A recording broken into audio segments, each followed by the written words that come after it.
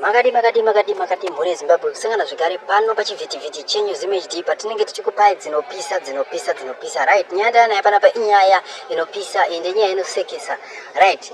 Pane murume kana kuti pane statue yakagadzirwa yava Emerson Dambudzo Mnangagwa iri kunzi inofanira kunge ichiiswa pagedhi kuState House, mberi kweState House. Inofanira kuiswa kuState House, inofanira kuiswa zvekuti pagedhi kana kuti pabati iri kufanira kuiswa kuState House. Nekirikini statue yakagadzirwa iyoyo right. Nyaya netsa yashungurudza ndisati tataura kuti nyaya yashungurudza ndeyei. Subscribe or like or turn on notification bell kuitira pandinoisa mavideos unge uchisangana nawo. So kana uchiziva kuti iwe unoti pasi neZANU-PF futi gara wasimbisa chinichi right. Idzwa manje nyaya iripo ndeyekuti statue iri kutaura kuti ida kuiswa paState House. Nyaya yanetsa ndeyekuti statue yakagadzirwa iri plain haina kana any kana sky iripo inoratidza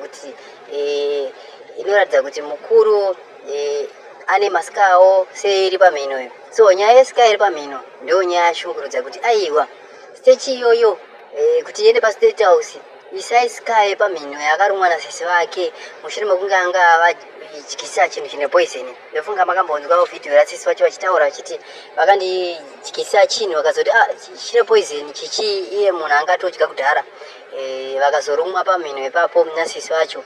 So zviri kunzi iyoyo sika ngaiende pachistatue ichocho. Yo nyaya netsa yashungurudza. So mhuri Zimbabwe tiri kutendai nekuona kwamunoita panapa. Thank you for watching.